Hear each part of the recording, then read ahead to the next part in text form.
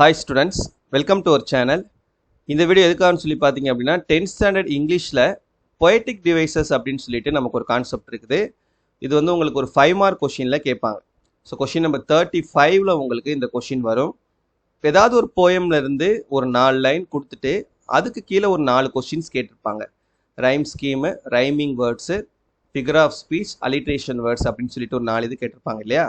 So இதில் full mark நீங்கள் score பண்ணுறதுக்கு ஒரு ஃபுல் மெட்டீரியல் தான் நம்ம இந்த வீடியோவில் பார்க்க போகிறோம். இதை பார்க்கறதுக்கு முன்னால் நீங்கள் இன்னும் நம்ம சேனலை சப்ஸ்கிரைப் பண்ணலைன்னா சப்ஸ்கிரைப் பண்ணிக்கிறங்க. அண்ட் இந்த வீடியோவுக்கு ஒரு லைக் பண்ணிவிட்டு பாருங்கள்.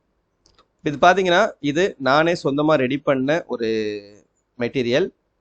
இதில் பார்த்தீங்க அப்படின்னா உங்களுக்கு ஃபஸ்ட்டு போயம்லேருந்து லைஃப் போயம்லேருந்து லாஸ்ட் போயம் வரைக்கும் ஒவ்வொரு 4 லைன்லையும் எடுத்து அந்த 4 லைனில் இருக்கக்கூடிய பாசிபிள் கொஷின்ஸ் என்ன, ரைமிங் வேர்ட்ஸ் என்ன, ரைம் ஸ்கீம் என்ன, ஃபிகர் ஆஃப் ஸ்பீச் என்ன, அலிட்ரேஷன் வேர்ட்ஸ் என்ன, என்னெல்லாம் கேட்குறதுக்கு சான்சஸ் இருக்குது அப்படின்னு சொல்லிட்டு கம்ப்ளீட் மெட்டீரியலாக உங்களுக்கு இது வந்து இருக்கும். ஸோ இது பார்த்தீங்கன்னா உங்களுக்கு எல்லா போயமுக்குமே நான் ரெடி பண்ணி கொடுத்துருக்கேன், ஃபஸ்ட் போயம்லேருந்து லாஸ்ட் போயம் வரைக்கும். ஸோ பார்த்தீங்கன்னா தெரியும். ஸோ இந்த மெட்டீரியல் நீங்கள் டவுன்லோட் பண்ணி ஒரு கிளான்ஸ் நீங்கள் பார்த்துக்குங்க. ஏன்னா இதில் இருந்தால் உங்களுக்கு என்ன பண்ண போகிறாங்க, இந்த 5 மார்க் வந்து உங்களுக்கு கேட்க போகிறாங்க. ஸோ எதையும் நம்ம வந்து மிஸ் பண்ணிடக்கூடாது இல்லையா? ஃபிகர் ஆஃப் ஸ்பீச்லாம் பார்த்தீங்க அப்படின்னா நம்ம தரோவாக இருக்கணும். ஸோ ஒவ்வொரு லைன்லேயும் இருக்கக்கூடிய ஃபிகர் ஆஃப் ஸ்பீச் என்ன அப்படின்றது. ஸோ மற்றது கூட நீங்கள் எழுதிடுவீங்க, ரைமிங் வேர்ட்ஸ், ரைம் ஸ்கீம் கூட. இப்போ இந்த ஃபஸ்ட்டு ஸ்டான்ஸாவில் பார்த்தீங்க அப்படின்னா இந்த 3rd and 4th லைனில் இருக்கக்கூடியது அனஃபோரா. அடுத்து இந்த ஸ்டான்ஸாவில் பார்த்தீங்கன்னா இந்த டிம் பாஸ்ட் இது வந்து மெட்டாஃபர், ஃபியூச்சர் வெயில்ஸ் இது வந்து நமக்கு பர்சானிஃபிகேஷன், ஹாப்பி ஹார்ட் இதுவும் வந்து நமக்கு பர்சானிஃபிகேஷன், யூத் அண்ட் ஏஜில் இருக்கக்கூடியது கான்ட்ராஸ்ட்.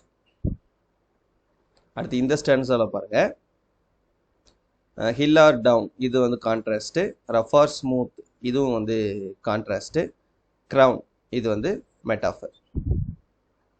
அடுத்து செகண்ட் போயமில் பார்த்தீங்கன்னா உங்களுக்கு இந்த complaining street, never are satisfied, discontent, river of discontent இது எல்லாமே பர்சானிஃபிகேஷன் தான். அடுத்து இந்த ஸ்டான்ஸாவில் பார்த்தீங்கன்னா தே கிரவுல் இது வந்து anaphora, high or humble contrast. அப்புறம் இந்த பார்த்தோம்னா hot or cold contrast, summer and winter contrast, இந்த கம்ப்ளைனிங் ஸ்ட்ரீட் வந்து பர்சானிஃபிகேஷன். அது இதில் தே கிரவுல் வந்து நமக்கு அனஃபோரா.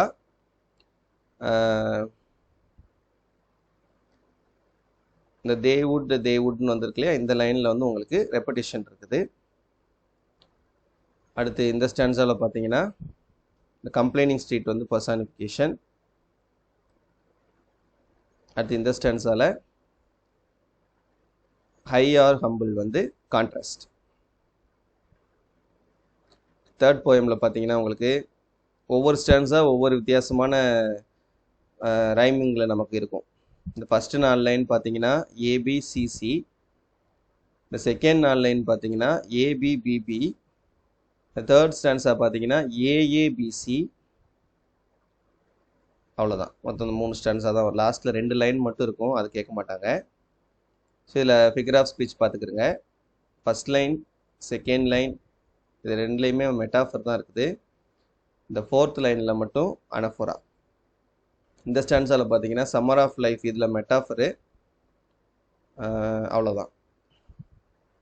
அடுத்து இந்த ஸ்டான்ஸாவில் பார்த்தீங்கன்னா ஷீ இஸ் அ லயனஸ் இதில் வந்து மெட்டாஃபர் இருக்குது. ஸோ இந்த போயமில் நமக்கு பெரிய அளவில் ஒன்றும் ஃபிகர் ஆஃப் ஸ்பீச்லாம் கஷ்டமானதெல்லாம் கிடையாது. அடுத்து 4th போயம் பார்த்தீங்கன்னா ஏ சில்லி இது வந்து நமக்கு பர்சானிஃபிகேஷன். அதுக்கப்புறம் கே சம்மர் இதுவும் பர்சானிஃபிகேஷன். இந்த ஹிஸ் கபோர்டு இதுவும் வந்து பர்சானிஃபிகேஷன். அடுத்து இதில் பார்த்தீங்கன்னா இந்த நாட்டேன்னு வந்துருக்குது இல்லையா, அது 2 லைன் சேர்த்து கேட்டாங்கன்னா அனஃபோரான்னு எழுதணும். இதில் வேறு எதுவும் ஃபிகர் ஆஃப் ஸ்பீச் இல்லை. அப்புறம் இந்த ஸ்டான்ஸாவில் பார்த்தீங்கன்னா இந்த 3rd லைனில் பர்சானிஃபிகேஷன் இருக்குது. அடுத்து இந்த ஸ்டான்ஸால் பார்த்தோம்னா இந்த ஹிம் இது பர்சானிஃபிகேஷன் தான், he personification, he would personification. ஏன் அப்படின்னா இது எல்லாத்துலேயுமே வந்து அவங்க ஒரு ஹியூமன் மாதிரி சொல்லியிருப்பாங்க கிரிக்கெட்டை, அதனால ஹீன்னு வந்தாவே பர்சானிஃபிகேஷன் தான். அதே மாதிரி இதில் நீங்கள் பேசுகிற மாதிரி கொடுத்துருக்காங்க பார்த்தீங்களா, அது எல்லாமே வந்து பர்சானிஃபிகேஷன் தான். அடுத்து இந்த ஸ்டான்ஸில் பார்த்தோம் அப்படின்னா இதுவும் எல்லாமே பேசுகிற மாதிரி கொடுத்துருக்கறதுனால பர்சானிஃபிகேஷன் தான். இதில் இந்த சம் ஹாவ் டூன்னு இருக்குது இல்லையா, இது ஹியூமனை கம்பேர் பண்ணி வைக்கிறதுனால இதில் மட்டும் மெட்டாஃபர் இருக்குது.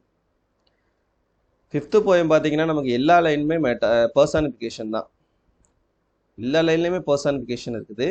ஏன்னா மெஷின்ஸ் பேசுகிற மாதிரி கொடுத்துருக்கறனால இங்கே விவின்னு வந்திருக்கிறனால இது ஃபுல்லாக அனஃபோரா. இங்கே பார்த்தீங்கன்னா 24 and 20 hours a day இதில் வந்து நமக்கு ஹைப்பர்பலி இருக்குது. அதே மாதிரி 1000th of an inch இதுலேயும் நமக்கு ஹைப்பர்பலி இருக்குது.